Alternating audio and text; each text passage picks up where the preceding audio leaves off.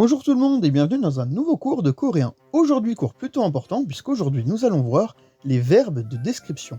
Alors les verbes de description, qu'est-ce que c'est? C'est tout simplement ce qu'en français on va appeler les adjectifs. Pourquoi est-ce que je les appelle les verbes descriptifs? On verra qu'en coréen, le fonctionnement des adjectifs est un petit peu différent du français.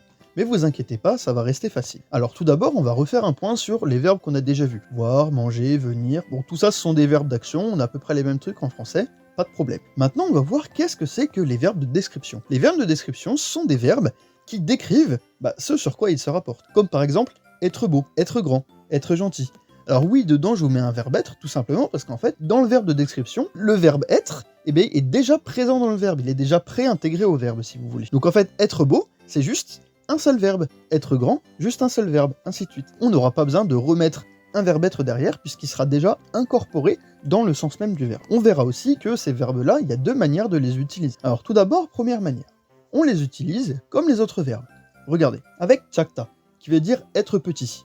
Bon si je le conjugue, chagayo, ça veut dire c'est petit. Alors c'est comme ce qu'on a fait auparavant, c'est juste que le verbe être est directement inclus dans chakta, qui veut dire être petit. Chagayo, ça veut dire c'est petit. Ou il est petit, ainsi de suite, je vous refais pas le topo. Un autre verbe, avec keda. Keda qui veut dire être grand.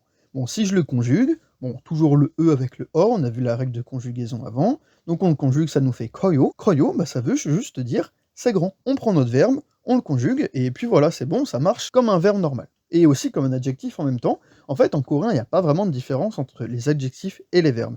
C'est pour ça que j'utilise le terme verbe de description, ou verbe descript tout simplement parce que c'est un verbe qui décrit ce à quoi il se rapporte. On va voir aussi que ça, on peut le faire avec des verbes en hada. Regardez, si je prends isang, qui veut dire une bizarrerie, si je le mets avec hada, on se remémore un petit peu ce qu'on a fait au cours précédent, donc on forme isang hada, logiquement ça veut dire être bizarre, pas de problème. Ça nous donne isang heyo, et ça veut dire c'est bizarre, c'est étrange. Un autre exemple, avec chungyo, qui veut dire importance.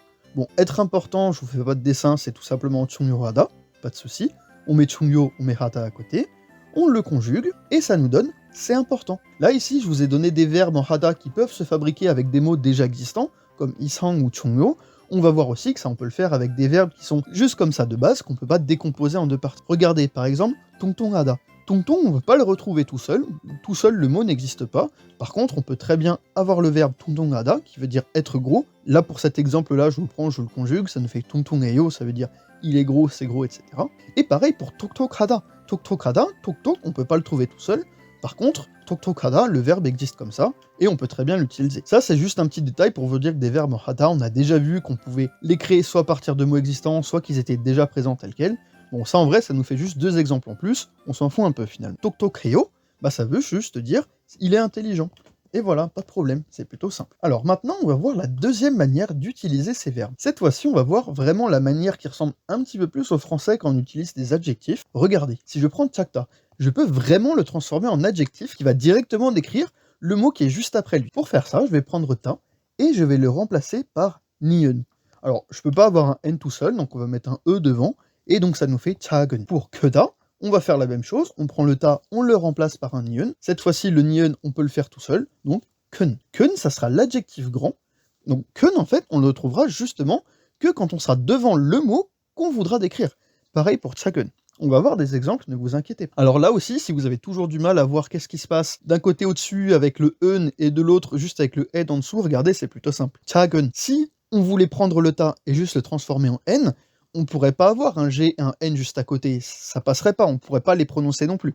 C'est pour ça qu'on met un sinon, et là par exemple dans le cas de kun, le N on peut le mettre en dessous du E, ça ne nous pose pas souci, donc kun. Ça dépend aussi si c'est une consonne ou une voyelle avant, mais vous avez bien compris qu'en fait, on regarde juste si c'est possible ou pas de mettre les deux lettres à côté, puis si c'est pas possible, on met un E devant. Là c'était un petit peu technique, mais en vrai ça reste plutôt ça. Maintenant on va voir comment ça marche. Si je prends type, qui veut dire maison, je vais pouvoir décrire directement le mot que je veux décrire, regardez.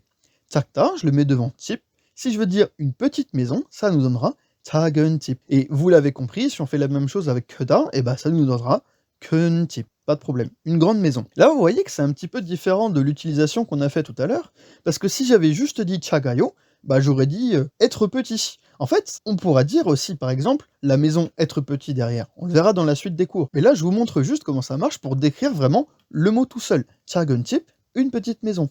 큰 집, une grande maison. On peut aussi le faire avec les autres mots qu'on a vus en hada. Bon là cette fois-ci c'est pareil. On a hada, on prend le ta, on le remplace par un niun. On voit que le niun on peut le coller directement dessous, donc ça nous fait han. Et puis bon, on a le reste du verbe qui est avant. Donc isang hada, on le met en mode adjectif pour décrire directement le mot qui est après. Et donc on obtient isangan. Isangan, si je mets avec type, ça nous fait isangan type. Et vous l'aurez compris, ça nous fait maison étrange. Chungyo hada, même principe. Hada qui devient han, vu qu'on décrit quelque chose. Donc chungyo han, quelque chose qui est important. Et là on met type, donc chungyo han type. Une maison importante. Vous voyez, ça reste quand même plutôt simple une fois qu'on a compris ça. Donc pour l'instant, qu'est-ce qu'on a à retenir? On a, soit on l'utilise comme un verbe normal, auquel cas on a déjà le verbe être qui est intégré dedans, soit on peut directement utiliser la forme avec le n à la fin pour décrire directement le mot qui est juste après. Regardez, si je prends 작은 집, là je peux dire 작은 집이에요. C'est une petite maison. Cette fois-ci on a 작은 집, petite maison, et je peux rajouter un autre verbe après. Mais oui, il n'y a pas de verbe ici, puisque là on est juste sur une forme en adjectif. Pareil pour 이상한 피자. Pizza, c'est la pizza, on a déjà vu. On remet notre verbe être après et on peut former isangan pizza예요, pas de problème. Ça, pour l'instant, c'est pas quelque chose qui nous est très compliqué. C'est juste, on a formé un nouveau mot, donc petite maison, et à côté, on met les verbes ou on met ce qu'on veut comme on l'a vu avant. On va voir aussi qu'est-ce que c'est que cette histoire de verbe être directement mis dans le verbe. Là, si je dis 멀어요, qui vient de molta, être loin, et ça veut tout simplement déjà dire il est loin en fait. On a déjà le verbe être qui est intégré dedans. Si je prends 학생이에요, bon ça c'est un truc qu'on a déjà fait avant. Là, c'est étudiant et le verbe être à côté avec le verbe être qu'on a rajouté nous. Et vous voyez qu'en français, on a dans tous les cas est avec un autre mot derrière, mais en coréen, ça se comporte pas pareil. Puisqu'en fait, on a est et loin dans le même verbe au début, alors qu'après, c'est être et étudiant après qui sont bien deux mots différents. Je vous remets ce petit exemple pour bien que vous compreniez cette histoire de verbe être qui est directement inclus dans le verbe. Pas trop que vous soyez perdu. Donc maintenant, on va pouvoir faire nos exercices. Alors vous inquiétez pas, je vous ai mis sur la gauche les verbes, comme ça vous n'avez pas besoin de vous perdre dans les cours pour les retrouver, ils sont juste là. Et vous avez juste à les corriger et à vous servir des règles qu'on a déjà vues précédemment. Donc ces exercices, donc je le répète encore une fois parce que c'est vraiment très important, il faut que vous vous forciez à les faire. Juste me regarder moi les faire à l'écran, et en fait ça va pas vous apporter grand chose parce que vous le verrez, vous aurez l'impression de comprendre, mais en vrai quand vous devriez le refaire de votre côté tout seul, vous verrez que vous vous en souviendrez pas, ou pas assez bien. Ces exercices, il faut vraiment que vous les faisiez par vous-même, et vraiment, c'est une obligation pour pouvoir suivre les cours de faire ces exercices par vous-même. Juste les regarder, ça ne suffira pas. Allez hop, c'est parti. Je vous laisse prendre une feuille, un crayon, commencer à écrire, et puis on va voir les résultats bien. Donc, c'est bizarre. Alors, c'est bizarre, bon, on va tout simplement utiliser le verbe normal, on va pas trop se poser de questions, on n'a rien à décrire directement, donc juste le verbe être bizarre, on le conjugue, et voilà. Donc, c'est bizarre, 이상해. Ça, c'est le même exemple que dans le cours. On s'embête. C'est un chat intelligent. Ok, alors là, on rentre sur une phrase qui est un petit peu plus con. Qu'est-ce qu'on a? On a le verbe être à gauche, ok, et après on a chat intelligent. Comment est-ce qu'on fait? Bon, on prend intelligent, on décrit directement chat. Donc, intelligent, on a vu que c'était 똑똑하다, donc on le conjugue.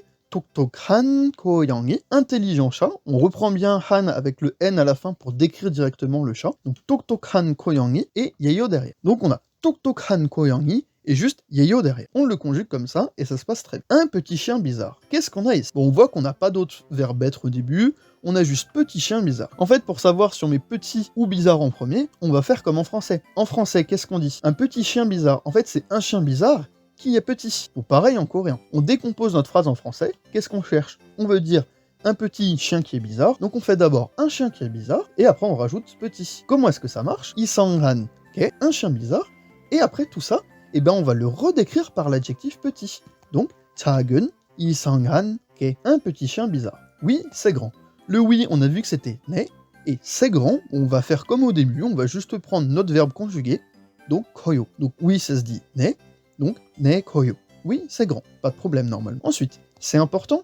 Alors c'est important, on a déjà vu dans le cours comment ça marche, donc 중요해요, le même que dans le cours, et on rajoute juste deux points d'interrogation à la fin, regardez, on s'embête. Je suis désolé. Alors je suis désolé, comment est-ce que ça marche? On regarde, on voit qu'on a déjà un verbe qui veut dire tout seul être désolé, donc on va juste le prendre et le conjuguer, 미안하다, on va le conjuguer en 미안해요, et c'est comme ça qu'on forme je suis désolé. Alors si vous avez déjà regardé des dramas, sûrement que ce mot-là vous dit déjà quelque chose. Ensuite, notre dernier exemple, il est gros, donc gros, on a vu que c'était 퉁퉁하다, donc 퉁퉁해요, tout simplement. Et voilà, vous savez déjà comment utiliser les verbes adjectivaux et juste les adjectifs. On a juste le verbe normal qu'on conjugue, pas de souci, mais on peut aussi l'utiliser avec le n à la fin pour décrire directement un mot. Alors, je sais que c'est un petit peu compliqué au premier abord, c'est pour ça que je vous recommande de revoir ce cours s'il y a des choses que vous avez mal compris, et surtout de refaire les exercices jusqu'à ce que ça rentre bien. Si vous avez apprécié le cours, n'hésitez pas à laisser un commentaire ou à mettre un like. Et puis sur ce, je vous donne rendez-vous la semaine prochaine, et je vous dis ciao!